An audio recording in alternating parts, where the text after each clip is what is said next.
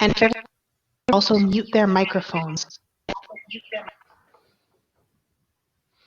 Calgary, Edmonton, the Yukon, Montreal. Oh my goodness, this is a cross-Canada adventure. The Paw, London. Oh good, we've got some High Prairie folks in here. That's where our office is located for the Watershed Council. Fort McMurray, Sturgeon County. Oh my gosh, this is so exciting. Ottawa, how did you find out that this little tiny, our little tiny watershed was hosting a webinar all the way from Ottawa? That's so exciting to see that our advertising is working. Okay, there is lots of echo. So the echo would likely be caused by people who have their microphones on who are not speaking. The only person who should have their microphones on will be the moderators. If you have questions, there is a hand up function that you can use, but we are not going to be doing the audio versions. We're just going to stick to typing our questions out. And we also don't need webcams, so if you want to turn your webcam off, that could also help some of the feedback issues that might be occurring. The moccasin telegraph, Natasha, that is so funny. I told my cookum about it. Maybe that's who you heard it from.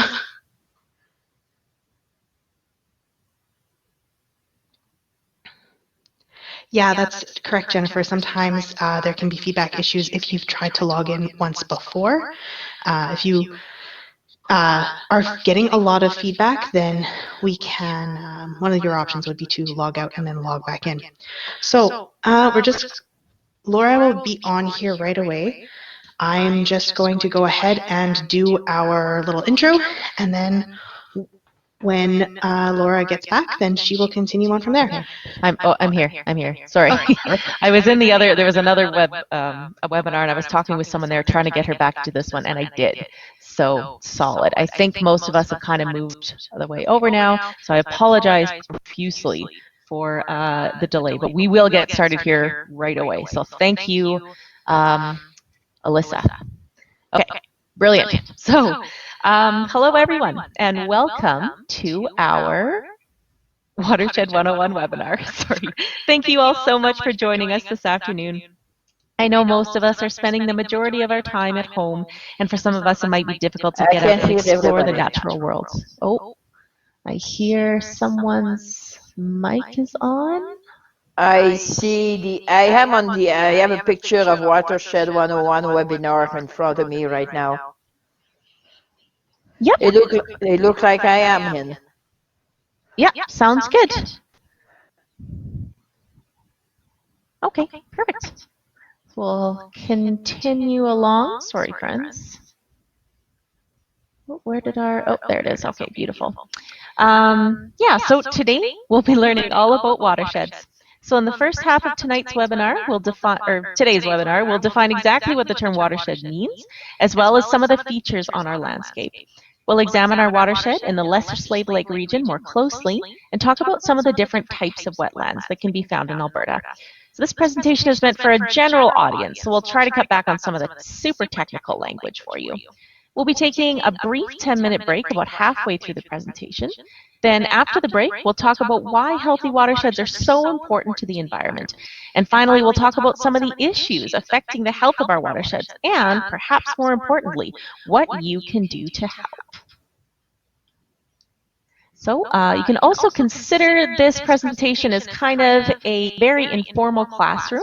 If you have a question during the presentation, you can type it in the chat box and we'll either answer it right away or we'll park it for later. Yeah, and I saw some of your responses from earlier where everyone was coming from and listening from. That is super duper cool. Really awesome to have such a wide audience today. Also, we'll mention too that there are we have all of the resources, or we have a resource document that has some of the links and some of the cool stuff that we've been talking about today, which will be provided to you after the webinar along with the recording. So, perfect. So I think I'm just going to press on here. and introduce you to today's presenters. So, myself, I'm on the right there. My name is Laura Brandon. I am the boreal educator with the Lesser Slave Forest Education Society and the Lesser Slave Lake Bird Observatory. So, I've been in this role for just over a year, and I absolutely love anything to do with plants, animals, science, and nature in general. And I especially enjoy sharing my love of the natural world with like-minded folks like you guys. So we also have Alyssa, who's joining us today too. Alyssa, do you want to introduce yourself? Yeah, my picture is the one that is on the left there with the lovely maple leaf headband and the fuzzy hair. So my name is Alyssa Belanger. I am the watershed coordinator with the Lesser Slave Watershed Council. I've been in this role, just like Laura, for almost a year though. I'm a Northern Alberta girl born and raised in the sandy soils of the boreal forest, just a little bit closer to the Saskatchewan border than to the BC one. I've been doing outdoor and environmental education for about the last 7 years, and I love teaching people, especially kids who grew up in the city, just how beautifully messy our world is and the ways that we can ensure future generations get to enjoy natural spaces just like I did growing up.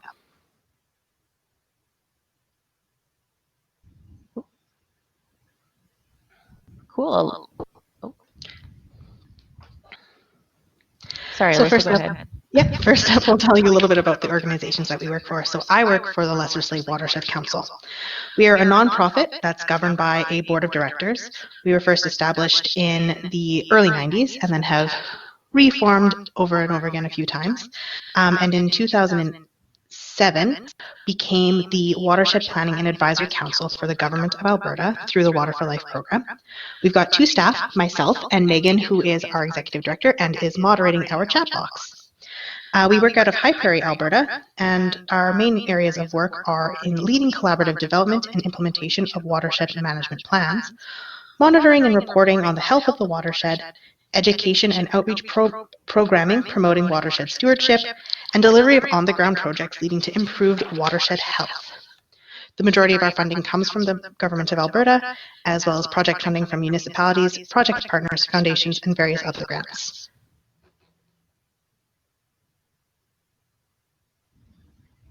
Okay, brilliant. Thanks, Alyssa.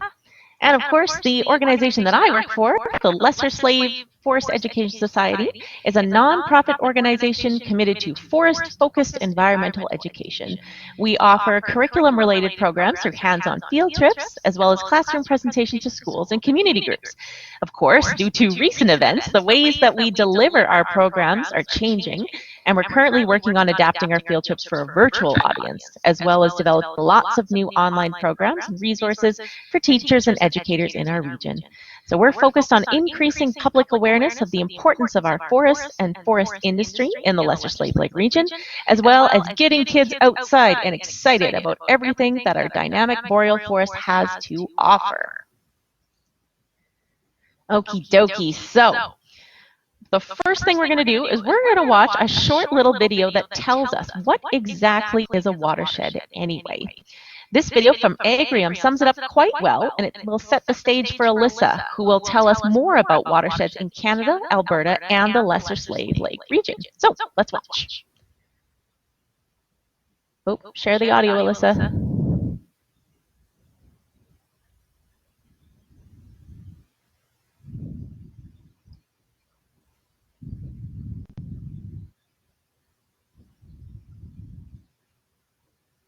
Sorry, everybody, just getting all of this set up. Okay, so if there's no audio, just let me know. I'm going to just turn it up, make sure we go. What is a watershed? Is it a shed that holds water? Nah, try again. A watershed is all of the land that drains into the same location or body of water. People tend to think only of water bodies such as rivers, lakes, and wetlands as being part of their watershed. However, any land, whether it is park, farm, forest, school parking lot, and even the soil we build our homes on is also included. Think of a watershed as a funnel, collecting all the water within a specific area and draining into the nearest body of water. Drop by drop, water is channeled into soil, groundwater, creeks and streams, making its way to larger rivers and eventually the ocean. Everyone in the world lives in a watershed. Watersheds know no political borders, whether local, national, or international. our environment, our economy, our society all depend on a healthy watershed.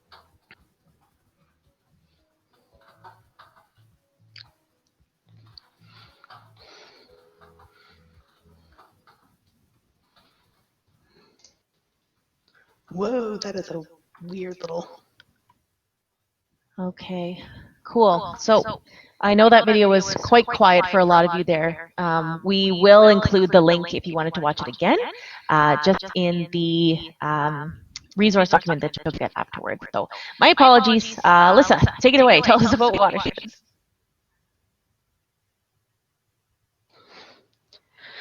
So as hopefully you were able to hear from the video, a watershed is an area of land where all of the surface water drains into the same place, whether that's a creek, a stream, a river, or even an ocean. We are located in the Lesser Slave Watershed, which is located in northern Alberta. Throughout this webinar, we're going to talk about the general features and characteristics of all watersheds, the activities on the landscape that can impact the watershed, and share some tips for stewardship. Watersheds are important for many reasons, including for providing safe drinking water, recreation, habitat for animals, and much more. We'll talk a bit more about the amazing things watersheds do for us later on, but for now, let's look at some of Canada's watersheds. There are 5 major watersheds in Canada, which includes several sub-basins with the major rivers here in Alberta. The 5 major watersheds are the Pacific Ocean, the Arctic Ocean, Hudson's Bay, and the Atlantic Ocean, and even a small part of southern Saskatchewan and southern Alberta are draining into the Gulf of Mexico. The Lesser Slave Watershed is a tributary to the Athabasca River watershed, which flows north to the Peace Athabasca Delta and eventually drains into the Arctic Ocean. There are 7 major watersheds in Alberta: the Peace, the Athabasca, Hay River, North Saskatchewan, South Saskatchewan, Beaver River, and Milk River. Alberta has trans-boundary water agreements with BC, Saskatchewan, the Northwest Territories, and even Montana. Depending on how you choose to scale your watershed, you can actually see several different numbers depending on how close you zoom in. Next up, we're going to zoom a little closer and look at our watershed, the Lesser Slave Watershed. This is our watershed. It's located in central northern Alberta, pretty much in the middle of the province. It covers the area from the Swan Hills in the south to the northern shores of Lesser Slave Lake, from the Athabasca River in the east to the Winogamy Lakes in the west. Our watershed is centered around Lesser Slave Lake.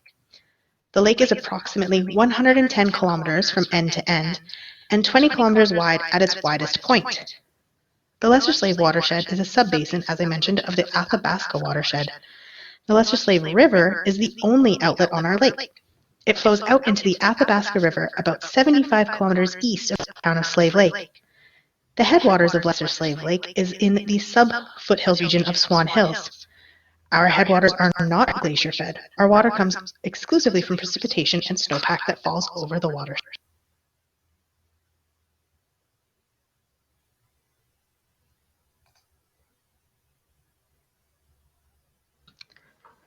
So next up, we're going to do a quick little quiz. It's a true or false quiz.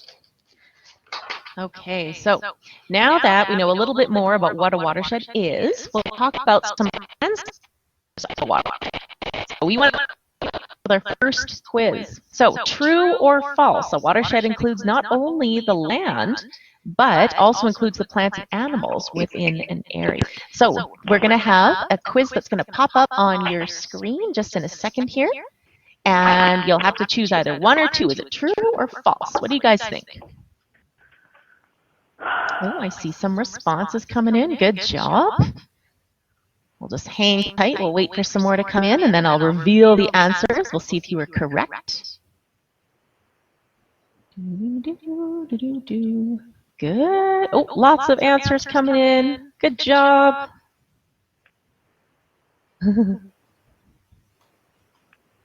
Awesome work. Good. So I think we got most of them there, so I'm going to lock it now. Oh, brilliant. Yeah. So 31 of you said yes, and 6 of you said no. So who was correct?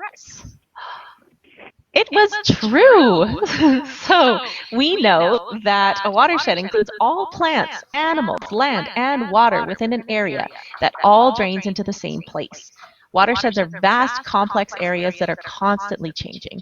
So next we'll focus on some of the different landscape components that make up a watershed and their functions, starting from the top to the bottom, including upland areas, glaciers, rivers and streams, lakes, wetlands, riparian areas, and groundwater.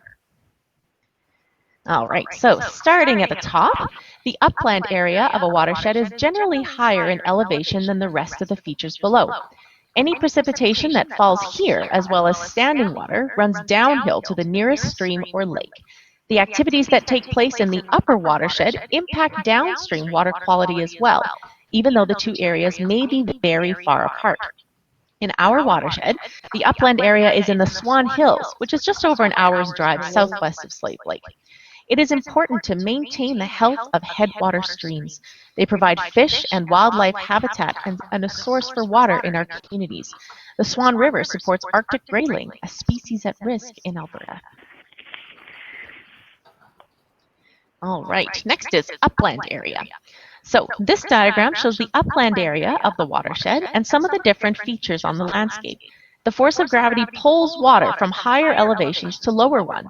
Lesser Slave Lake is like a giant bowl in the middle of our watershed, catching everything that flows downstream. Every feature on the landscape, including human activities like agriculture, forestry, industrial development, urban areas, roads, and power lines, all have an impact on water quality and quantity downstream. So we're going to talk a little bit about water quality a bit later. Okay, so next up is glaciers. Most of the major rivers in Alberta originate from glaciers and high elevation snowpacks in the Rocky Mountains. In our watershed, the Lesser Slave River flows from the lake and joins with the mighty Athabasca River, which originates in the Columbia ice fields in Jasper National Park. A glacier is essentially a giant, slow-moving ice river. A glacier forms in high elevations where snow doesn't melt year after year and compacts into ice instead. Only parts of a glacier melt every year. A snowpack, on the other hand, is snow that accumulates over the winter and usually melts completely over the spring and summer, which supplies water to rivers and lakes downstream. The higher the elevation, the larger the snowpack and the slower it melts. The amount of snow melt in a river varies by season and year. As snowpacks dwindle in the summer, rivers and streams become more dependent on precipitation and groundwater. The Lesser Slave Watershed does not receive any glacial meltwater. Seasonal snowpacks in the Swan Hills do supply some water in the spring, but we are almost entirely dependent on rain, snow, and groundwater to supply water to Lesser Slave Lake, which is kind of cool. Cool. So people often refer to flowing water as rivers, streams, or creeks. They come in all different sizes, but they all do essentially the same thing. Rivers act as drainage channels for surface water. They provide habitat and nourishment for countless organisms and leave valuable deposits of sediments behind. The rate at which water flows in a river or stream will affect the type and amount of sediments left behind, which affects the surrounding landscape. The riparian areas along rivers have many ecological benefits that provide valuable habitat. We're going to talk all about riparian areas a little bit later. So many cities and towns in Alberta rely on flowing water, like rivers, to provide quality water for drinking, industry, and recreation. So maintaining water quality in stable quantities is very important. Dams are often built in river valleys to hold back water in times of drought. In our case, the weir on Lesser Slave River manages water flow out of Lesser Slave Lake for downstream users, which is the picture on the top right of your screen. Before railroads or highways are built, rivers were the main source of transportation for humans as well. Up until the train tracks were completed to Grand Prairie in 1914, a steamboat, which you can see in the bottom right, traveled up the Athabasca River, through Lesser Slave River, and across the lake to Gruard, near High Prairie, offering transport for residents of the region. Good. River systems are complex. A river system can have a very small or a very large catchment area, which follows the geography of the land. The source of a river starts at the upland area. A tributary is a creek or smaller stream that joins the main stem of the river, adding flow to it. Where a tributary and the main stem of a river meet is called the confluence. The mouth of the river is where it meets the ocean or lake. It's common for sandbars to form at the mouth of a river because the sediment and sand being carried downstream is being deposited. In the picture on the right, you can see the sediment being deposited into Lesser Slave Lake, where the Swan River meets the lake. Okay, so rivers can change a landscape over time by eroding and depositing sediments as it flows. Faster flowing rivers have a lot of energy and can cause major erosion. Slow flowing rivers generally don't erode very quickly and deposit sediments when particles settle out of slow moving water. In this picture, you can see the eroding riverbank circled at the top. The bottom circle shows where a gravel deposit is forming. So rivers provide habitat for fish, wildlife, and birds. Fish migrate from lakes back upstream into rivers to lay their eggs on gravel beds. The frylings hatch in the river and grow in shallow pools and sheltered areas in nearby streams before making their way back downstream to the lake. A healthy river system has riffles and pools. Riffles are shallow areas over gravel beds that add oxygen to the water, and pools are deeper, slower moving areas of the river that are colder and provide a resting space. Both are important parts of fish habitat. Healthy riparian areas along rivers stabilize the banks, reducing erosion and buffer the velocity of flood flows.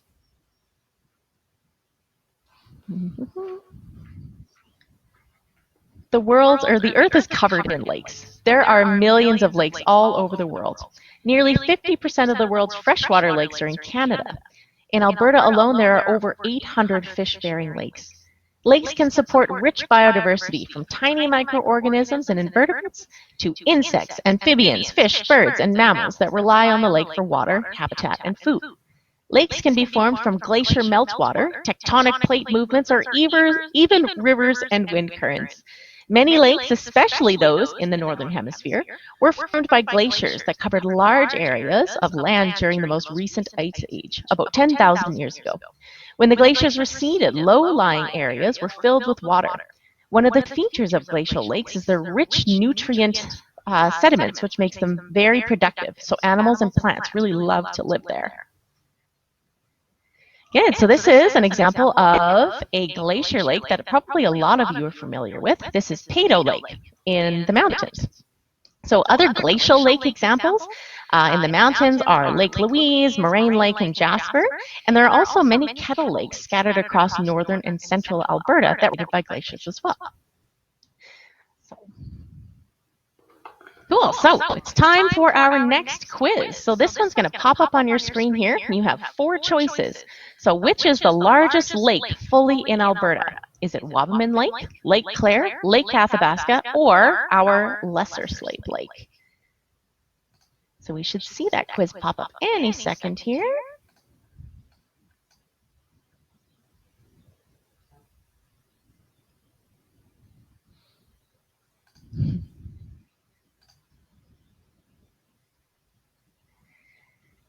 Ah, there it is. Perfect. Okay, good. I see some answers coming in. Ooh. Oh, I see some interesting results here.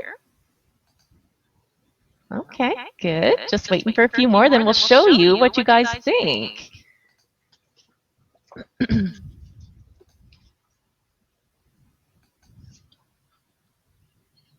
Okay, I still see a couple more responses coming in. Oops, what just happened? Yeah, sorry friends, we don't need cameras for this here, so Jim, if you want to just shut your camera off, that would, I think that would be good. No worries. Nice to see you. Okay, so there's our answers. So most of you said Lesser Slave Lake, a lot of you said Lake Athabasca, and some of you said Lake Clare. So Alyssa, do you want to tell us who was right? Absolutely. The largest lake that is fully within Alberta is actually Lake Clare. Bit of a trick question for you all.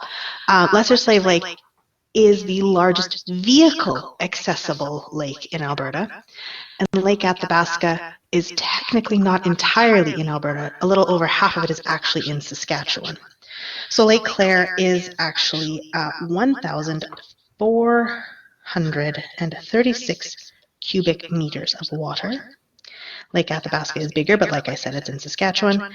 And our Lesser Slave Lake is just 1,168 square kilometers. And like I said, is the largest accessible by vehicle. So we talked a little bit about rivers and streams and lakes, but another important part of our watersheds are our wetlands. What exactly is a wetland, you might ask? Well, a wetland is an area of poorly drained soil that is saturated with water. It's sort of a halfway world between land and water, and they are incredibly rich in biodiversity. Canada has nearly 1/4 of all of the world's wetlands, and wetlands are found all across Alberta, but a majority of them are located in the northern part of the province. There are many reasons why wetlands are important. They, as we mentioned, support a huge variety of life.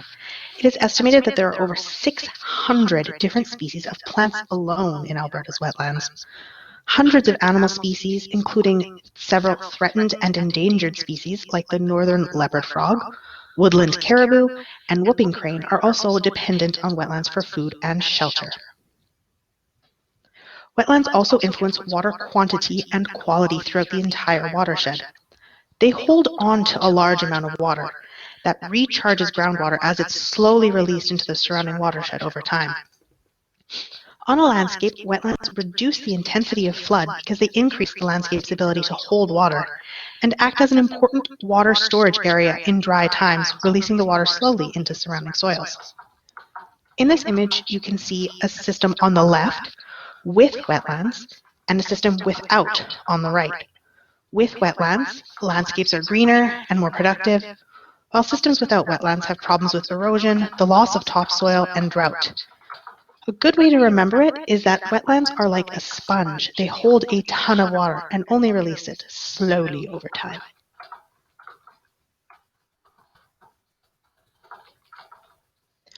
Wetlands also act like nature's kidneys. They filter and remove contaminants from the water just like our kidneys do from our blood.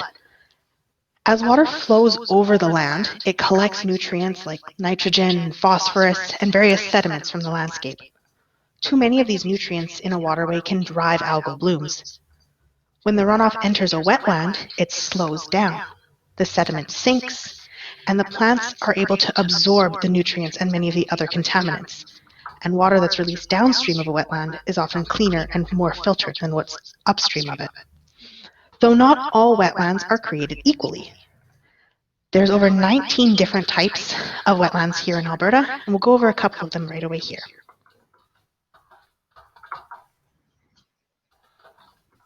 Awesome. Thanks, Alyssa.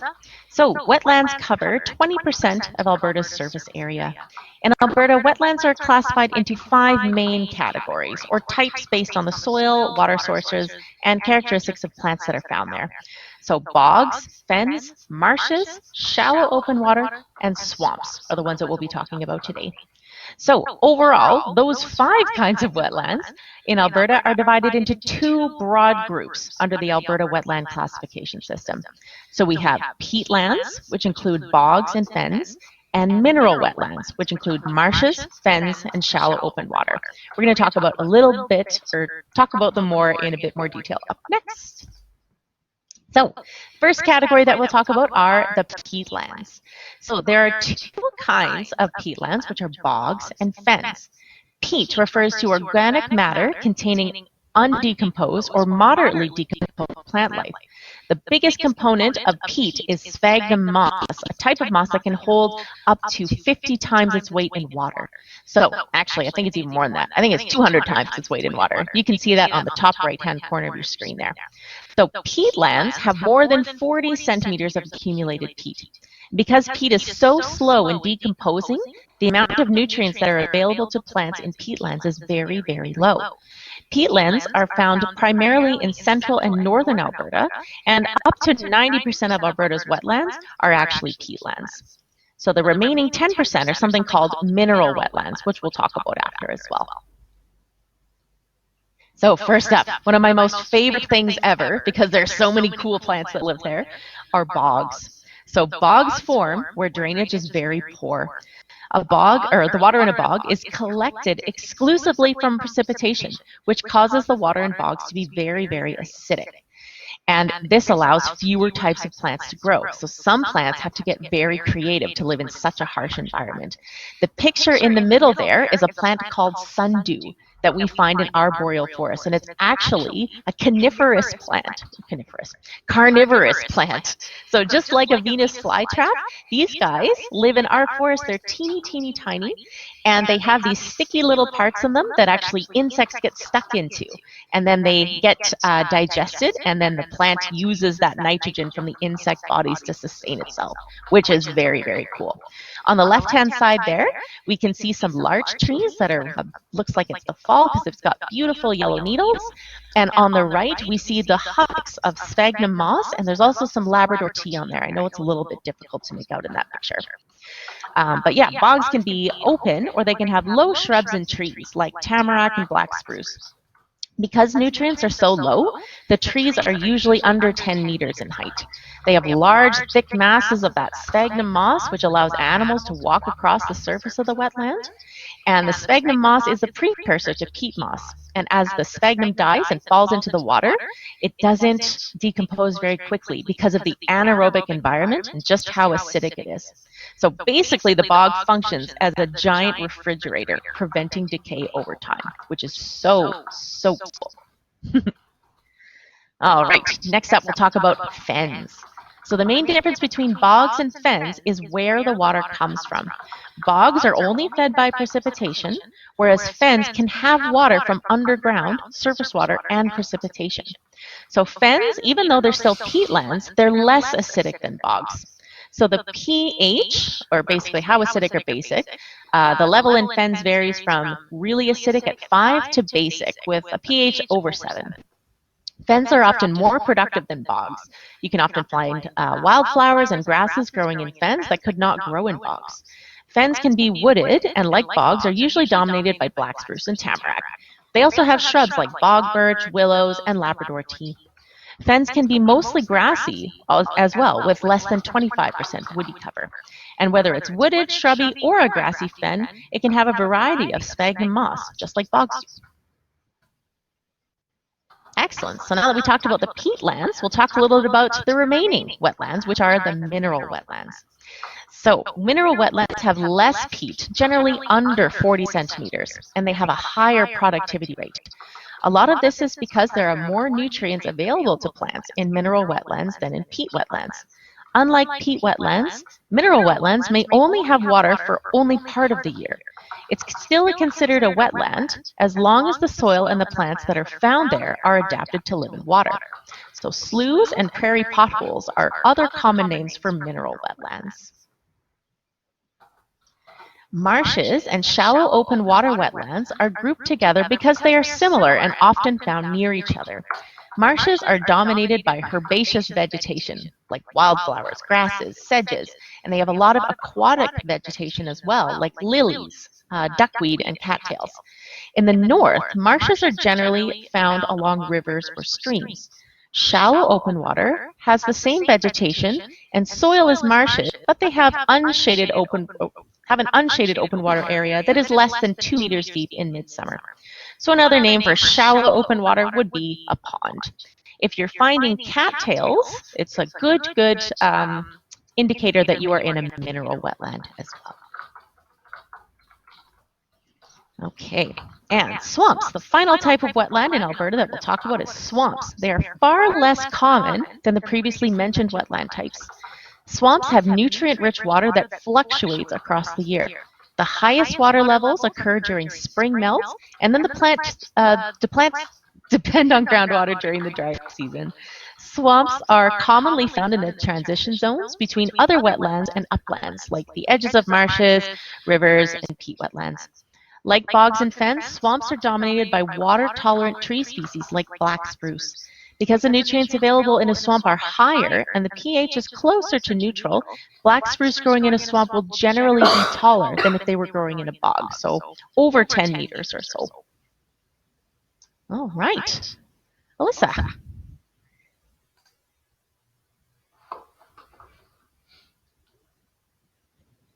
Okay, so hopefully everybody was paying attention because we have a quiz for you all. What we are wondering is what exactly peat is. There are 4 choices. The quiz will pop up for you to select a choice shortly here. Is peat stinky, rotten plant matter found in a bog, undecomposed or moderately decomposed plant matter, a celebrity child's name, or is it soil designed by nature to hold lots of water that is great for gardening? I'll just give you a few minutes to ponder that thought.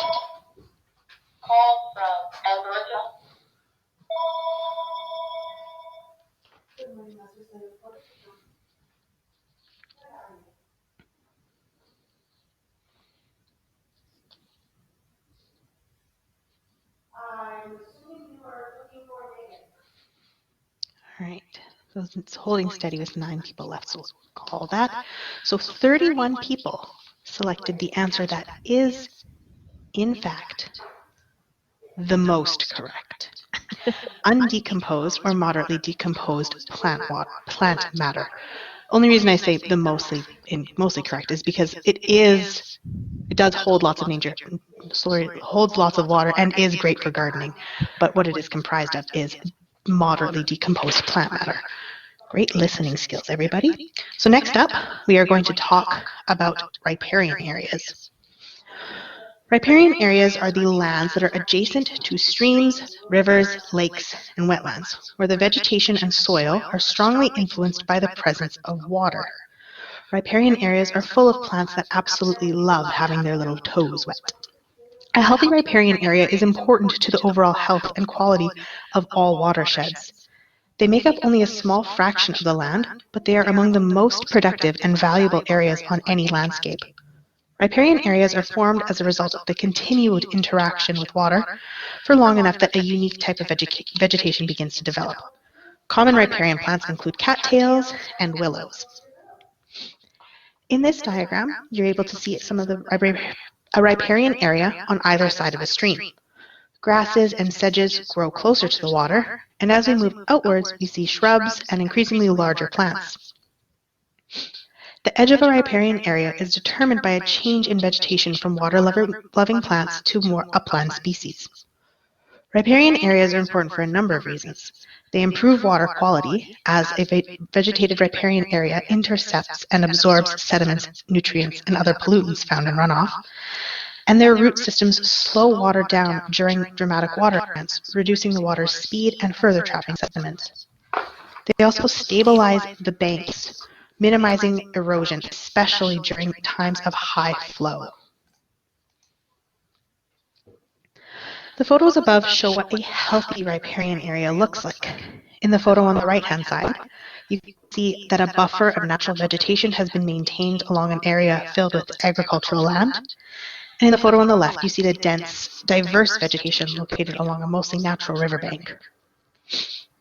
These areas provide critical habitat and support biodiversity.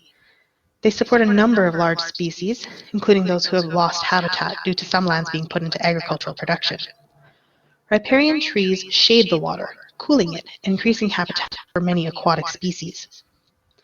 And although riparian areas make up only a small fraction of our landscape, they are disproportionately important to fish and wildlife, recreation, agriculture, and society in general. 80% of all species in Alberta spend at least part of their life cycle in riparian areas.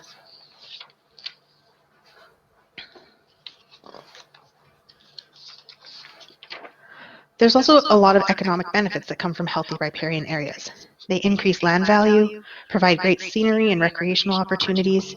They increase tourism potential and provide ecological services to the landowner by naturally improving water quality, bank stability, and biodiversity. These things, and many others, are what we call ecosystem goods and services. In these pictures, you can see examples of degraded or unhealthy riparian areas. On the left, you see there has been no vegetation left alongside the stream, and there's a serious erosion problem undergoing. Typically, the deep roots of willows and other riparian plants hold the soil together and reduce the risk of erosion. In the photo on the right, you can see how unrestricted cattle access to a water body has left the soil compacted and bare. Chances are, after the next rain, a lot of sediment will run off into the water. There's also the risk of bacterial contamination from some of the bacteria that are in cattle manure. Sediment is made up of many different soil particles, nutrients, minerals, and other chemicals that exist naturally.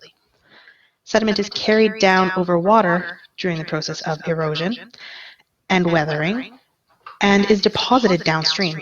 Sediment can settle over fish eggs and prevent them from hatching, and a high sediment load can decrease the dissolved oxygen content of water. It also absorbs solar rays and increases water temperature and can clog the gills of fish. Some of the first things you'll notice when a riparian area is unhealthy is the lack of vegetation, bare soils, and eroding banks. This is something we put together to help to demonstrate to classrooms how vegetation and root systems are able to hold soil in place, minimizing erosion and filtering water. You'll see the jug on the far right has almost no vegetation in it at all. In the middle, there's some dead grass and leaf litter. And in the right, or on the far left, there's healthy living grass inside of it. To do this experiment, you pour water into each of the jugs and catch the water as it runs out after passing through the soil. It demonstrates how materials from the landscape can move across the land and end up in our waterways and wetlands. Contaminants can enter groundwater in areas of recharge like a gravel bed or through a wetland. What exactly is groundwater, though? Groundwater exists almost everywhere underground. Unlike surface water, it's not confined to a few channels and depressions on the land. Groundwater fills all of the cracks and spaces between soil particles, grains of sand, and rocks.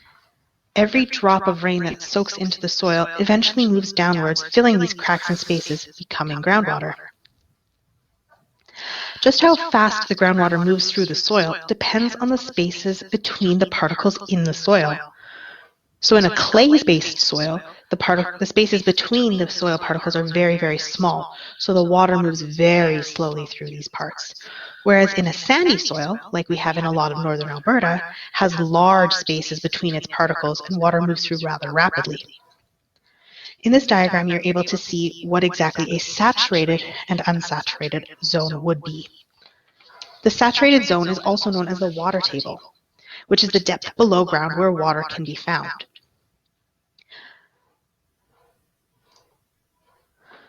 This diagram shows how a well works. So if you were to drill down and hit the water table, this is what you would see if you cut it in half.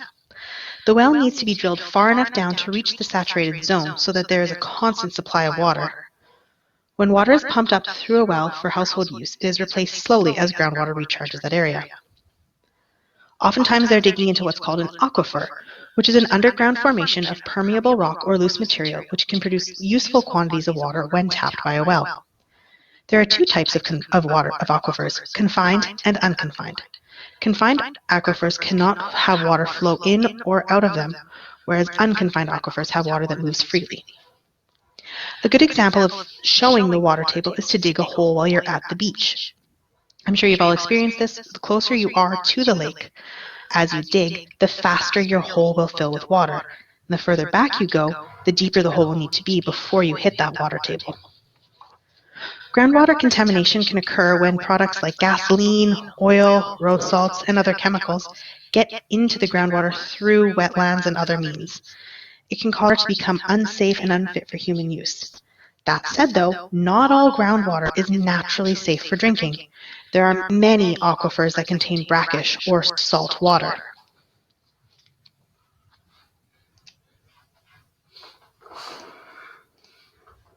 So next up, we're just going to take a quick little break. So if everybody wanted to take, I believe we're doing 10 minutes, go use the bathroom, fill up your coffee cup, do anything like that that you need to do, stretch your legs. We'll be back in 10 minutes and we'll continue on with the rest of our webinar.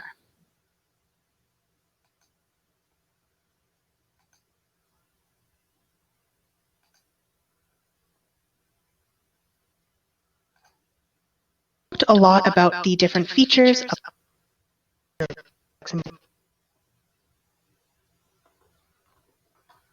work.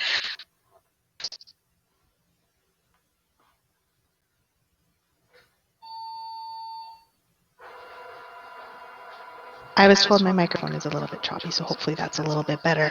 I just made a really bad joke, so if no one heard that, then that is absolutely fine by me.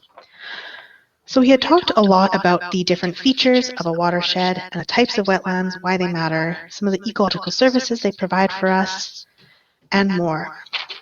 Now we're going to talk a little bit about Alberta's Water for Life strategy before we get further into the second half of the webinar, when we are going to talk about some of the concerns surrounding land management and different things like that. So Water for Life is one of the many, oh my goodness,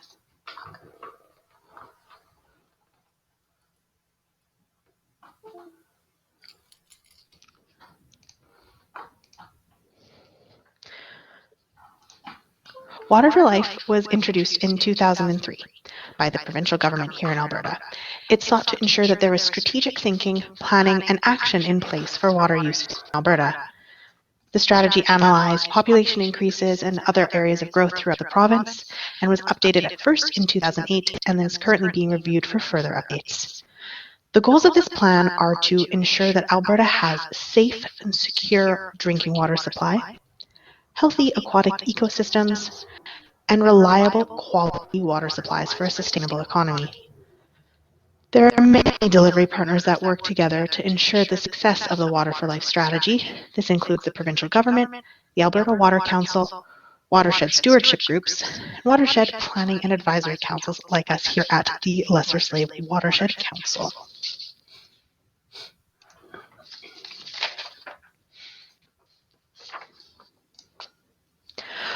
Watershed planning and advisory councils, like us here at the Lesser Slave Watershed Council, are one of the main Water for Life partners working with the provincial government. We aid in the delivery of messaging and help to ensure the goals of the Water for Life strategy are being met. The LSWC is one of 11 WPACs here in Alberta. On the map, you can see the other 10. Every major watershed in the province, aside from the Hay River in the far, far northwest of the province, has a WPAC. We work to actively engage governments, industry, NGOs, Indigenous peoples, and the general public in watershed assessment, planning, and continual improvement in provincial water management and conservation. The primary work that all WPACs do includes reporting on the health and state of the watershed, developing watershed management plans in collaboration with governments, stakeholders, and the public, promoting watershed stewardship through demonstration and projects, and educating people of all ages about water and watershed issues.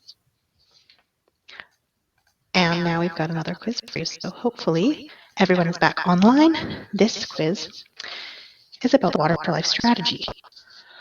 So which of the following is not a main goal of the Water for Life strategy?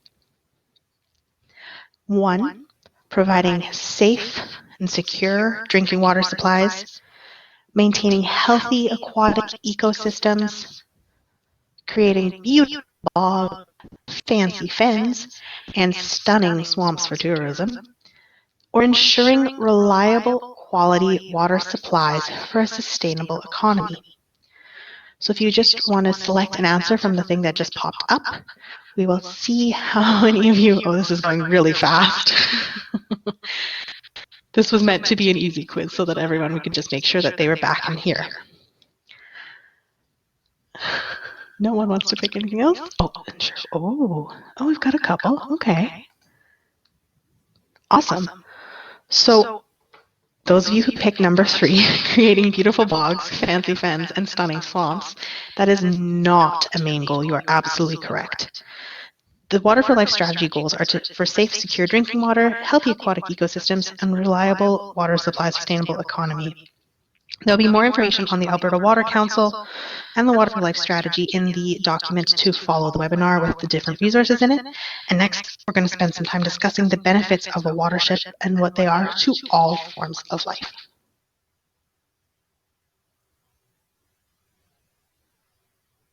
Okay, perfect. So this graphic here shows us some of the benefits split into 4 service categories that a watershed offers humans. So provisioning services like food and water, supporting services like nutrient cycling and soil formation, cultural services like education and recreation, and finally regulating services, including climate change and flood regulation, as well as water purification. So we're going to look at 4 of these services in a little bit more detail next. So, first up, perhaps the most obvious benefit of a clean watershed is clean drinking water. Clean water is essential for communities, industry, agriculture, and recreation. The cleaner the water is straight from the source, the less time and money needs to be spent on water treatment to make it safe for humans to drink. For example, a municipality needs to draw water from a lake or river and treat it for household use in the community. If the source water is low in sediment, low in nutrients, then they don't need to spend as much time treating it in the water plant. In the first half of the webinar, we talked about the benefits of a healthy riparian areas. Maintaining a healthy riparian area along a river will improve water quality overall. So the municipality receives a service from the riparian area. That is saving money on water treatment because the natural system overall is functioning very well. Roughly 90% of Albertans get their drinking water from municipal systems approved by the provincial government. The remaining Albertans, including First Nations and rural communities, obtain water from private systems such as wells, dugouts, or by hauling treated water from a municipal supply. So, benefit number 2, biodiversity. So, what exactly is biodiversity, and why is it good for humans? Biodiversity is the measure of how many different species are present in a habitat. The more variety in plant and animal life, the higher the biodiversity and the healthier the environment is. Healthy watersheds provide quality habitat for a variety of insects, amphibians, birds, fish, and mammals. Healthy ecosystems means healthier communities. We are less likely to come into contact with water and air pollution or with disease or parasites if the environment is healthy with a high number of species living nearby. Number 3, recreation. Seriously, who doesn't love heading out for a paddle or a swim or even just sitting on the beach and enjoying the sunshine? Healthy water bodies, like lakes in particular, provide endless recreational opportunities for people of all ages. Outdoor recreation is even better with clean water present. A healthy watershed means more opportunities to do all the things that we love, like fishing, hiking, kayaking, wildlife watching, and hunting. And number 4, the 4th benefit of a healthy watershed includes the abundance of natural resources and economic opportunities. There are so many industries in Alberta alone that require watershed services. For example, clean water is important to the agriculture industry for growing crops and raising healthy animals, which in turn leads to higher yields for farmers. The forest industry is reliant on healthy watersheds to regulate the local climate and precipitation while reducing the potential of large-scale wildfires on the landscape. Local mills in the Slave Lake region rely on healthy trees harvested from diverse and productive forests to produce a variety of pulp and paper products, which contributes to Alberta's economy. And of course, the oil and gas sector also needs a reliable supply of water for extracting and processing crude oil. So therefore, it is in everyone's benefits to protect our watersheds. And so it's important to remember that watersheds include not only the water, but the land as well, as we talked about earlier. The various activities that take place on the landscape affect our watershed and can have impacts on water quality and quantity.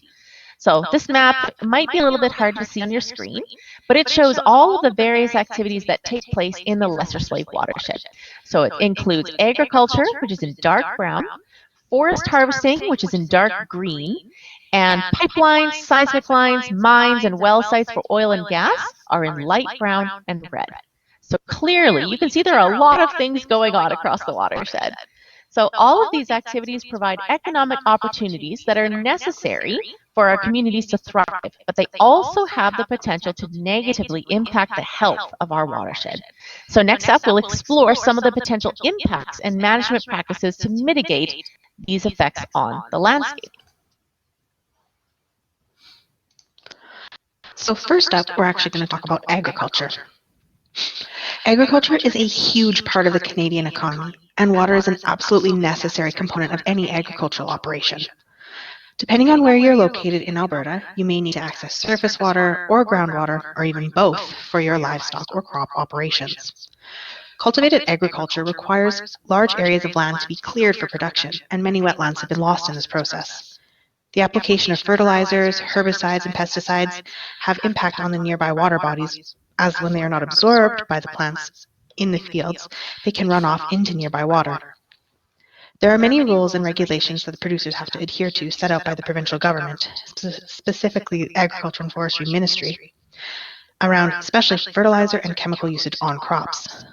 There are many best management practices that producers follow, though, to minimize their impacts. Some of these include leaving a riparian buffer, fertilizing only when it is appropriate and necessary based on the results of soil sampling, using zero-till cropping, which is when the stubble from the previous year's crop is left on the fields. This practice improves soil moisture, reduces the soil loss from wind and water erosion, and reduces the amount of sediment that is capable of running off into nearby water bodies. Landowners can also do their best to keep wetlands intact wherever possible. They provide habitat, they recharge groundwater, provide a source for off-stream watering for livestock, and make great nesting areas for birds migrating and looking for a place to land. In terms of agricultural production and livestock, cattle ranchers have been managing pasture lands since shortly after European settlement in our area. Pasture land managed to support healthy livestock and healthy ecosystems. It's important that pasture lands are managed sustainably so that they are productive and healthy for years to come. Unrestricted large groups of cattle can have many negative impacts on riparian areas, especially when they're left to roam freely. Some of these impacts include the degradation of vegetation from overgrazing, the establishment of invasive weeds on bare soils, the compaction and erosion of the bank due to animals' hooves, which you can see in the picture on the right, and the potential for contamination in our water bodies by manure, which often contains fecal coliform, E. coli, and other bacteria. Some of the ways that ranchers are able to mitigate the impacts of their livestock on the environment include riparian fencing and grazing for short periods of time at the correct part of the season, providing an off-stream watering source for livestock, like the one pictured on the left, developing a grazing management plan and having forage and soils tested for excess nutrients, rotating your feeding sites, especially in the winter, to spread out manure accumulation over a larger area, and in confined areas, ensuring that the manure runoff is contained on site and not allowed to pour into nearby waterways. As we mentioned, one of the easiest things that a rancher can do is to put up riparian fencing. Riparian areas are incredibly resilient, and cattle are incredibly lazy. Just a simple change like the fence in this picture will allow vegetation to reestablish, starting with grasses and shrubs, and eventually growing up into willows and larger trees. As the vegetation develops a deeper root system, they grow bigger and stronger, holding the soil in place along the bank. These sturdy soils buffer and slow runoff, even further improving water quality. Given the option between getting a drink from a tank at the top of the hill or walking through the mud down the hill, the cattle will almost always choose watering system off-stream when given the choice, even if the area isn't fenced off. Resource access is another big area of impact in our watershed. Our watershed is rich in oil and gas and forestry resources, often in incredibly isolated areas. So a network of roads had to be developed in order to reach these far-flung resources. The image above is of an area in the Swan Hills. Well pads, cut blocks on the landscape, and roads are shown in this Google Earth image. Every time it snows or rains, the dirt and gravel from the roads will carry sediment-laden water into nearby waterways. This extensive network of access roads also includes many culverts to be used as stream crossings. In the boreal forest, there are hundreds of small streams and creeks, and many resource roads are needed to cross them. One of the biggest challenges with stream crossings is maintaining them so they don't create a barrier to fish passage or create major sediment inputs. Over time, erosion and changes to the streambed cause what we call hanging culverts, which are pictured on the left. Fish can't move upstream past these hanging culverts, and populations get cut off from one another. This habitat loss and loss of critical spawning area puts many species, like the Arctic grayling, at risk. The Swan River subwatershed provides habitat for the Arctic grayling, a species which is considered to be at risk here in Alberta. Stream crossing assessments have been undertaken all along the Swan River and some of its smaller tributaries to get a better picture of the risks hanging culverts pose to grayling and other species that require these waters for spawning. Just how many stream crossings and culverts need to be remediated is something else that was done by the study. Some of the many stakeholders who are engaged in activities to fix these hanging culverts and protect and improve aquatic habitat include the Alberta Conservation Association, Alberta Environment and Parks, Swan River First Nations, and of course us here at the Lesser Slave Watershed Council.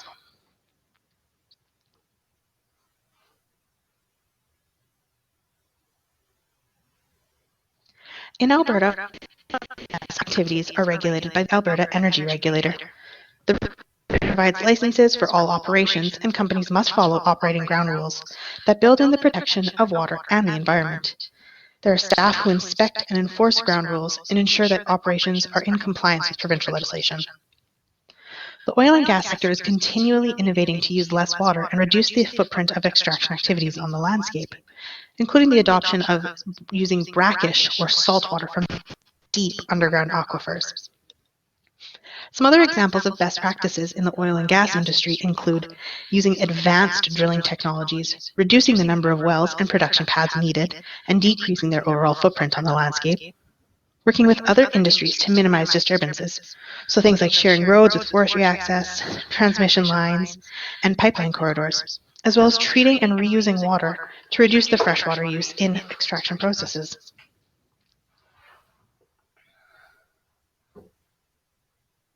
In terms of forestry, our forests here in Alberta are an amazing natural resource. They provide numerous benefits to all Albertans.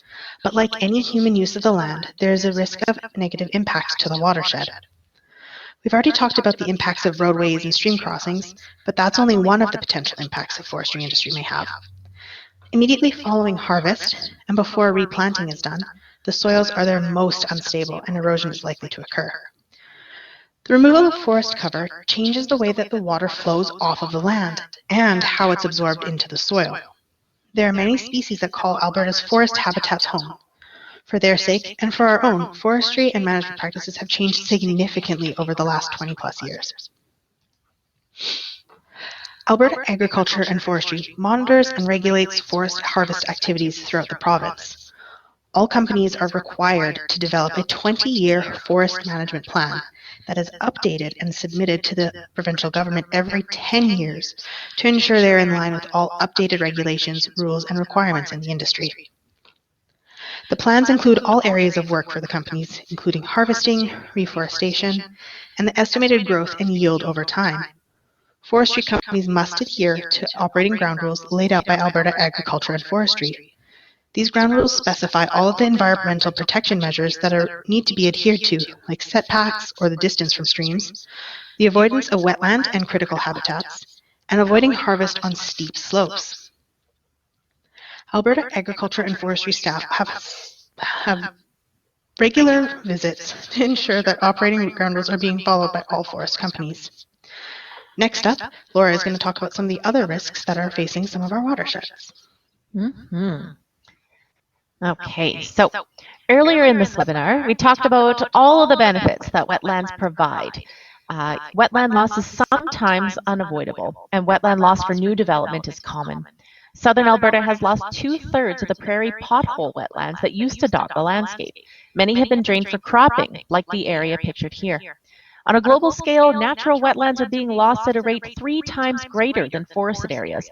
Between 1970 and 2015, inland and marine or coastal wetlands have both declined by approximately 35% around the world. That's 1/3. To learn more about the global state of wetlands, you can check out the 2018 report from the Ramsar Convention on Wetlands, which will be included in the resource document for you. It's really interesting stuff if you guys are concerned about wetlands on a global scale, but we're going to focus on more local wetlands for this presentation. So fortunately, here in Alberta, we have a provincial policy that provides strategic direction and the necessary tools to allow for continued growth and economic development in the province, to make informed management decisions in the long-term interests of Albertans, and to minimize the loss and degradation of wetlands. The goal of the Alberta Wetland Policy is to conserve, restore, protect, and manage Alberta's wetlands to sustain the benefits they provide to the environment, society, and the economy. So as a landowner, you can do your best to leave wetlands on the landscape as much as possible, whether you have a small yard or large agricultural lands. There are also programs that incentivize wetland contributions and offer rewards for maintaining or restoring wetlands and riparian areas. The Alternative Land Use Services, or ALIS, program actually pays landowners per acre of wetlands or riparian areas conserved on their property. Another issue facing our wetlands, particularly our large bodies of water like lakes, is called nutrient loading. So human activities like oil and gas extraction, forest clearing, fertilizing, and roadway paving all increase the rate and amount of sediment and nutrients entering streams and lakes. One nutrient in particular, phosphorus, is the driving nutrient for algal growth in Alberta. Like all plants, algae love fertilizer, and especially phosphorus. As more and more phosphorus enters a lake, it feeds the naturally occurring algae, which can then reproduce into massive algal bloom.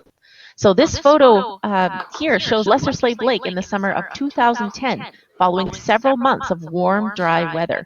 The green area on the west side of the lake is a large algal bloom. High nutrient conditions and long periods of hot, dry weather can cause algae and other aquatic plants to reproduce explosively, making the water look green and opaque. Not only are algal blooms unsightly, they pose some serious health risks as well. Algal blooms are a major concern for plants, animals, and people who rely on lakes. They are unsightly, smelly, and can make everyday activities unpleasant and unsafe. Some species of blue-green algae contain cyanotoxins, which can be deadly to fish, people, and pets.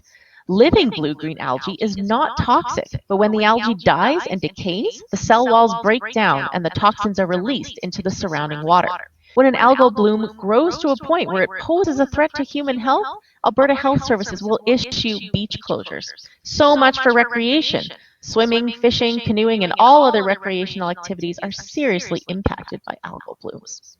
So in the next slide, we're going to talk about a few things that we can do to help reduce the amount of nutrients that enter into our watersheds. But I want to hear from you folks first. So can you type into the chat box? I would love to hear your ideas. So what are some ways that we can reduce the amount of nutrients that go into our watersheds? Does anyone want to type an answer? I want to see what you guys come up with.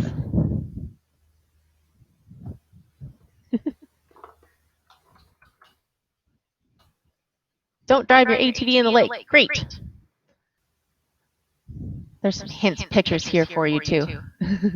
Pick up your dog poop. Yes, very good. Thank you, Callie.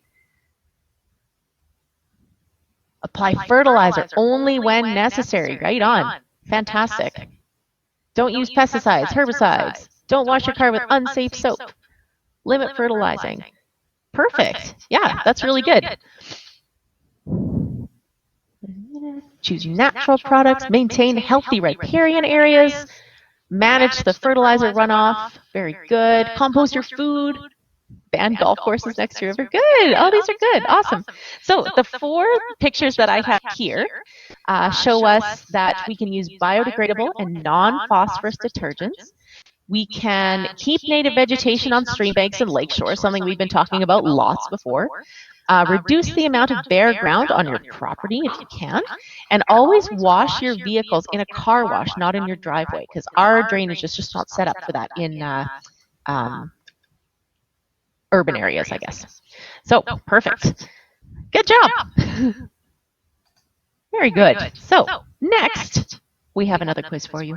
So what ecosystems do wetlands provide? The quiz will pop up for you in just a second here. Do they support biodiversity? Do they mitigate floods and droughts? Do they absorb and store carbon? Or do they do all of those wonderful things? I probably just gave it away. Yeah. They do support biodiversity. Yes, I see one person answered there.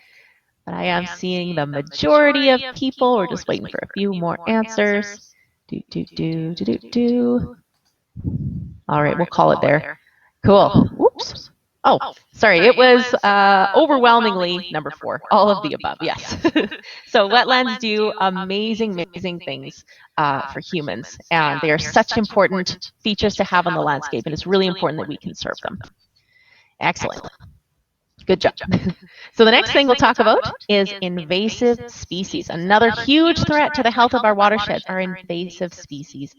An invasive species is a plant or animal that is not native to a specific location, but has been introduced. They generally establish and reproduce very quickly, using up valuable resources and making them a threat to native plants and animals. Some invasive plants even contain a natural chemical that deters native plants from growing next to them. Not only do invasive plants pose a threat to native plants and animals, they also threaten recreation, agricultural production, and livelihoods across the province. We want to do whatever we can to prevent the spread of invasives. We'll talk about some of the common ones in the Lesser Slave Watershed next. Okay, so the pictures you see here are of oxeye daisy and Himalayan balsam. Both are prohibited noxious species within Alberta. They were introduced to Canada as garden plants, as they have beautiful blooms, but unfortunately they have spread far beyond the garden borders they were intended to fill. These plants are dangerous for many reasons.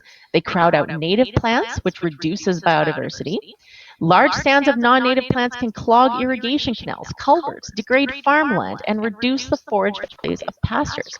Of course, these are only 2 examples, and there are many more terrestrial plants that are considered invasive under Alberta's Weed Control Act. In fact, there are 29 noxious weeds and 46 prohibited noxious weeds listed. So the difference is this.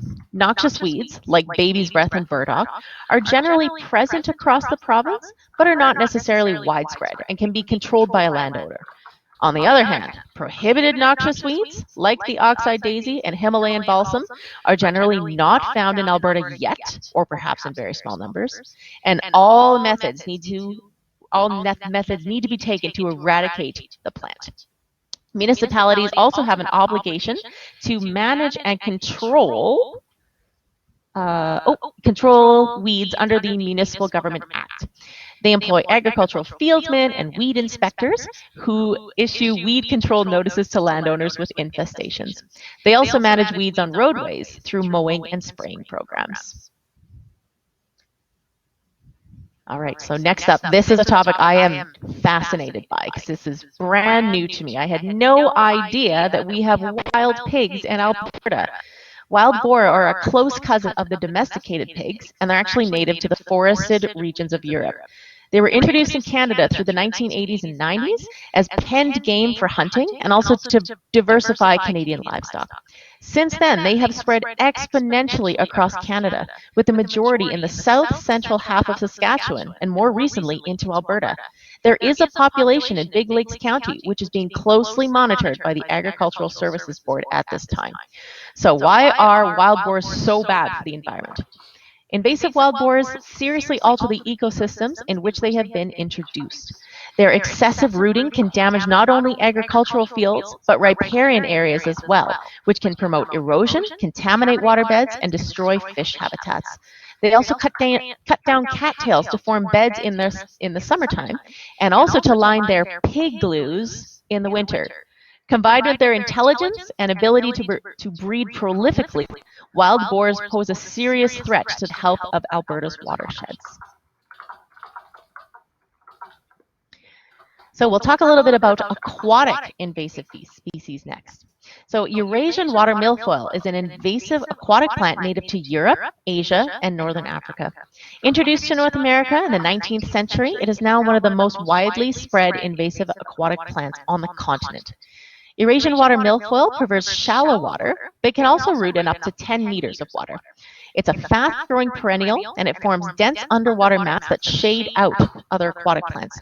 When large stands begin to die off in the fall, the decaying plants can often reduce oxygen levels in the water. The plants can also interbreed with native milfoils, creating an even more aggressive form of the invasive species. So Eurasian milfoil is easily spread when water currents, boat propellers, trailers, or fishing gear carry tiny plant fragments to new areas, which then develop into new plants. Goldfish and carp purchased for aquariums or personal ponds have been released into natural waterways and have become a problem. When they are not confined in an aquarium, they eat ravenously and grow quickly. They compete with native species for food, eat the eggs of native species, and have no natural predators to control their populations. In some urban areas, populations of goldfish in stormwater ponds have to be electrofished or chemically killed. The photo on the right shows a whole bunch of former aquarium fish that were electrofished out of a residential stormwater pond in Lacombe, Alberta. So the best thing you can do, remember, never flush a goldfish or let an aquarium fish go into a body of water. So quagga and zebra mussels are invasives that were brought to Canada on shipping barges from Russia and Ukraine. They have infested the Great Lakes and many more lakes in eastern Canada and can be found as far west as Lake Manitoba. West. Quagga and zebra mussels have not yet infested Alberta's water, but they are making their way north from the U.S. and west from Manitoba. These mussels reproduce very quickly. They have no natural predators, and they latch on to absolutely anything in the water, including water intake pipes, motors, boat bottoms, docks, and boat propellers, which you can see in the top left there. They filter water, which may seem like a good thing, but over time they have a major impact on the food chain of a lake and eventually starve the small feeder species of oxygen, leading to a system collapse. When they die, they wash up on the beaches, like the shores of Lake Manitoba, which you can see on the top right. The unpleasant odor caused by the dead and decaying mussels, plus all of their sharp shells that wash up on shores, radically changes the beach experience for many people recreating on the lake. Saying all that, what can we do? What can we do to prevent the spread of invasive species? So knowing what plants and animals are supposed to be in your area is a great way to start. The Alberta Weed Control Act has a list of plants that are considered invasive to the province and outlines strategies for their mitigation. The Alberta Invasive Species Council also has some incredible resources, so their websites will be included in the resource documents sent out following the webinar. To combat the spread of aquatic invasives, the Government of Alberta is running the Clean, Drain, Dry campaign to promote awareness of invasive species like zebra and quagga mussels, whirling disease, Eurasian milfoil, and other invasives that can be carried and spread by boats and recreational equipment. There are inspection stations set up at several locations along the provincial border during the boating season. Stopping at watercraft inspections is mandatory in Alberta. All passing watercraft, including non-motorized, commercially hauled, and privately hauled watercraft, must stop every time, regardless of where you are coming from or going to. There are even sniffer dogs helping out the cause. These dogs have been specially trained to detect the scent of mussels. So something else we can do. Albertans can help track and report invasive species by downloading the EDD Maps Alberta application on their phones, which is available in both the Google Play Store and the App Store. This app allows you to report any invasive plants or animals you come across. You can also save pictures to upload and report later if you're in an area with no Wi-Fi or data coverage. Reports are then sent from the app to the appropriate authorities, whether that's a public lands manager or a local agricultural fieldman. Okay, so another potential threat to our watersheds is an issue being felt around the world, which is climate change. The Earth's climate is changing at a pace that has never been observed in our recorded history, and there's little doubt that humans are the cause. Emissions from our factories, industrial processes, and vehicle exhaust all add greenhouse gases, especially carbon dioxide, to our atmosphere. These gases form a layer in our atmosphere that traps heat from the sun and prevents it from reflecting off the Earth's surface back into space, which over time increases the temperature of our planet. Oops. Carbon is produced naturally when plant and animal matter breaks down, and healthy forests, wetlands, and lakes will always contribute some carbon to the atmosphere. However, combined with human activities like burning fossil fuels, all that excess carbon is causing the temperature to rise on a global scale. One way the amount of carbon in the atmosphere can be reduced is to trap or sink it back into the landscape. Trees, peatlands, and wetlands are often called carbon sinks because they pull carbon from the atmosphere, which helps to mitigate the effects of climate change. So this diagram shows us some of the contributors of atmospheric carbon, as well as some of the factors that take carbon out of our atmosphere. So mitigating climate change is another ecological service that a healthy environment, and particularly a healthy watershed, provides for us. So next, let's look at some of the potential impacts of climate change here in the Lesser Slave region. So in 2018, Big Lakes County, which is just west of Slave Lake in central Alberta, you can actually see it outlined with the red box on your screen, they released a climate resilience action plan outlining the biggest climate-related risks to the region based on the best available data. So this graphic from the report shows us the natural subregions of Alberta. On the left is the historic map from 1961 to 1990, and the map on the right shows the projected natural subregions in 2050. One of the biggest changes that we can see clearly is the shift in the locations of these various subregions. The boreal forest will move further north, as will parkland and mixed wood forests. Big Lakes County could see a major shift in animal and plant life. So next, we're going to zoom in on Big Lakes County and examine our local area a little bit more closely. So we're going to go right into the middle of those red boxes. Okay. So some of the risks to Big Lake County in particular that were identified in the report include an increased risk of wildfire, loss of biodiversity, increased frequency and severity of weather events, degradation of water quality, and an increased likelihood of severe flooding or drought. In particular, our area will change from a habitat of lush boreal forests and upper foothills to a much drier parkland and mixedwood forests, potentially displacing many animals, plants, and livelihoods. So even though this all sounds terrible, there is some good news. The report also identifies actions that the government and industry can take today that can decrease the rate of change, such as improving riparian buffers, increasing long-term planning and management of wetlands and waterways, and educating the public about best management practices and the risks associated with climate change. So for people like us, we can still do our part to reduce our carbon footprint and lessen the effects of climate change. So one of my most favorite subjects to talk about, I would love to hear from you. What are some ways that you can help the environment and lessen the effects of climate change? Type your answers into the chat box now. What do you think? Oh, we gave you some hints. Walk to work. Thanks, Hugh. What else can you do?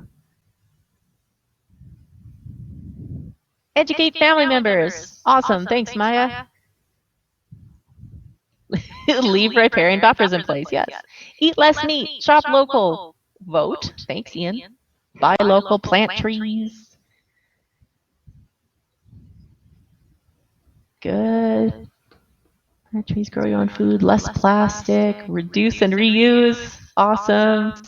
Walk, ride, bike. Think twice before using plastic. Energy efficient appliances.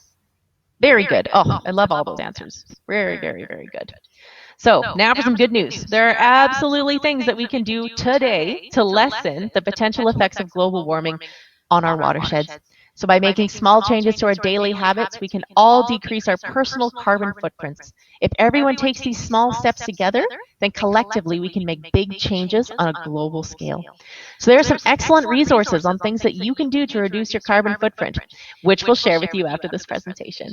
So even small changes like switching to energy-efficient light bulbs, washing your clothes in cold water, or eating local produce is a great way to start.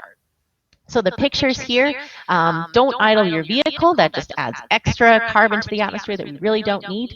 Reduce and reuse, so you can reuse your reusable grocery bags instead of using plastic, which is awesome. Shop at farmers markets, eat more local food because transportation costs will be much lower.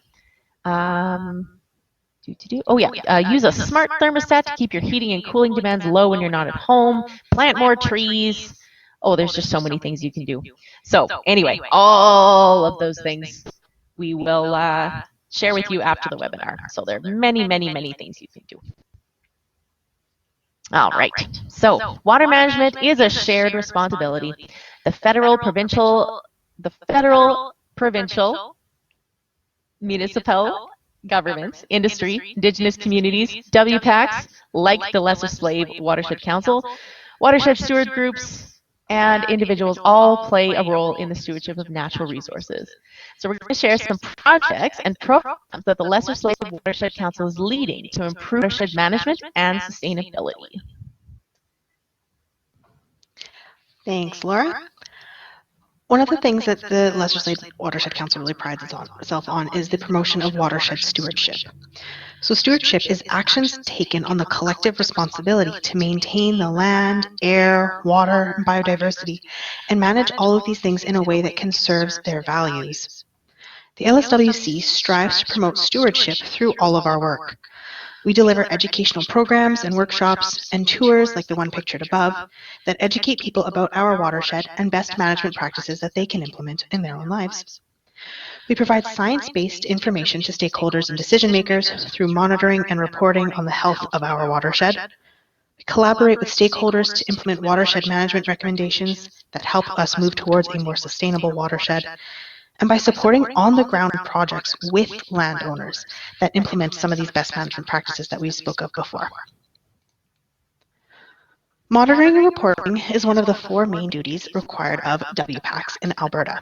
So currently we are actually in year 4 of our 5-year tributary water quality monitoring program.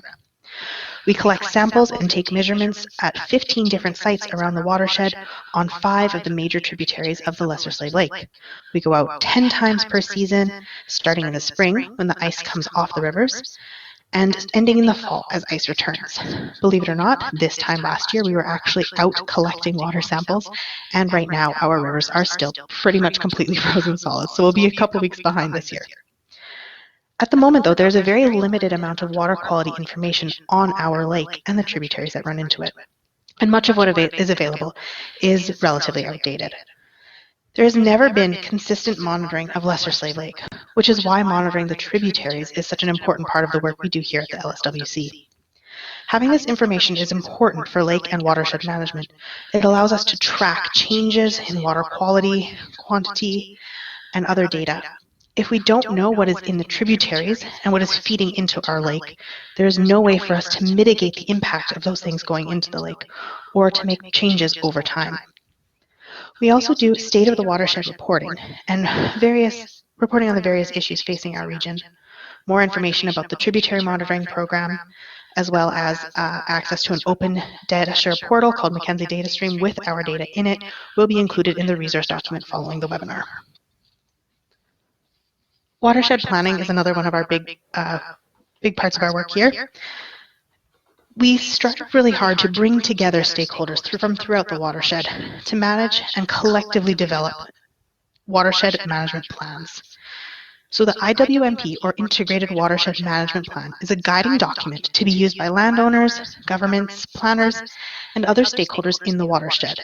It sets out common goals and objectives for long-term water management of both the land and water resources in our basin.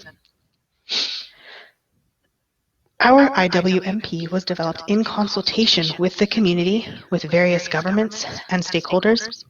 It aligns with preceding and current provincial planning initiatives and municipal goals, objectives, plans, and policies, but it does not have legislative authority. Our IWMP takes a strong and comprehensive watershed approach. We encourage municipal influence by providing recommendations to related municipal planning and development, including land use bylaws for future developments on the lakeshore, and ensuring that planning is consistent with the goals and objectives of the plan. We are also sure to consider fisheries and wildlife management and to provide specific recommendations that are accompanied by greater implementation details rather than general recommendations that are difficult to implement. The fourth piece of our work is education and outreach. So pictured on the screen is our Watershed-Wise board. It's one of the educational tools that we developed here at the LSWC and is typically delivered as a presentation in classrooms and at public engagement events like Riverboat Days in Slave Lake. Watershed-Wise is a representation of our watershed from its headwaters all the way down to the lakeshore. Common land use activities and development scenarios on the board are shown with a selection of magnets that allow the scene to be changed to portray different practices, both good and bad. For example, the well site on the board doesn't have a protective berm around it. I see I circled it there. The magnet that would replace that spot does have the berm built up around it that would prevent any spilled materials from running off into the surrounding environment. So I just want everyone to take a look at the Watershed-Wise board that's on here and see if there's any other things that you notice that might not be the best practices for the watershed. Just type your answers into the chat box there. See if you can spot anything that might be off.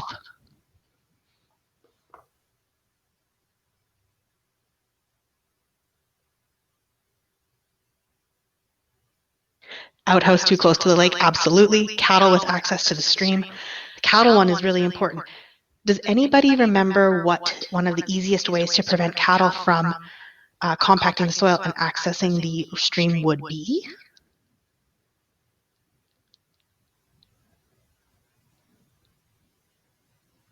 Fencing, absolutely, Nicole. Riparian fence and an alternative water source, yeah. So we actually have available for rent off-stream watering source that we allow producers to test out for a season, sort of trying to encourage them to implement that practice on their land. So with the cows too close to the water, having the fencing, off-stream watering are some really great ways to mitigate the impacts of cattle being so close there. Education is really an important part of our work. One example about how we're able to talk about the different activities on our landscape with people from all ages and all backgrounds, about how the activities that we undertake impact our watershed. We usually do regular classroom presentations, but with the change in situation with COVID-19, we're working on developing more online resources. One of my favorite classroom presentations that we actually do is all about what happens after you flush the toilet, and kids absolutely love it. It's so fun to talk to them about the bathroom. They get so into it. Another part of our education programming is something called a Green Acreage Guide.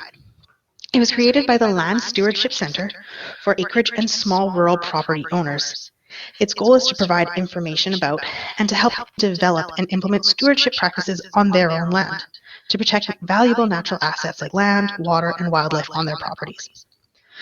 The LSWC partners with our municipalities, which include the town of Slave Lake, the town of High Prairie, and many small communities in between the two, to do these workshops every other year or as requested. We use the basic presentation that's prepared by the Land Stewardship Center and add local content to make sure that everyone gets a good idea of what they can do specific in our region. Everyone comes away with a binder full of resources to take home, which will actually also be in your resource list following the presentation. Partnerships are an absolutely vital part of any nonprofit's goals. And one of our closest partners is the Lesser Slave Forest Education Society. We've been working together since 2010 to deliver curriculum-based programming in our watershed to different schools about all kinds of different things. It was really a natural partnership for us to work together, and Laura's going to go a little bit more into what the LSFES does. All right, for sure. So every spring, the Lesser Slave Forest Education Society teams up with the Lesser Slave Watershed Council to deliver our wetland programming to local grade 5 students as part of the curriculum. We also team up for our grade 3 life cycles field trip, plus junior and senior high field trips as requested. The Forest Education Society delivers customized and curriculum-based school programs for all grades, as well as community programs and special events like our EnviroQuest Summer Day Camp in July and National Forest Week field trips in the fall. Of course, our programming will look much different this year than it has in the past, but we are still working closely with the Watershed Council, and we look forward to doing more field trips together in the future. So unfortunately, I guess webinars will have to suffice at this point here. So Okay, so we're coming to the end of the presentation now. Remember, you can always reach us via social media. Both the Forest Education Society and the Watershed Council have active Facebook accounts. You can also find the Watershed Council on Twitter. As we mentioned, we're currently developing online resources for teachers and educators in the region, so you can stay in the loop with all the new programming that'll be coming up by visiting our websites or following us on social media. Once again, those links will be in that resource document for you. And all the amazing work that we do through both organizations would not happen without the amazing funding and in-kind support from the organizations that you see here. So thank you all so much. And we would especially like to thank Northern Lakes College today for organizing all the registrations and providing the platform for delivering this webinar. So this wraps up the webinar this afternoon. And before we open it up for a few questions, we just want to thank you all so much for joining us. It's so nice that we can get together and talk about nature even when we're physically distancing in our homes. So with that, I will open it up for questions now. How this will work is you can either put your hand up using the icon at the bottom of the screen, then we'll call on you and you can use your mic to ask a question, or you can type your question into the chat box and we'll do the best we can to get back to you there. Oh, I see some hands.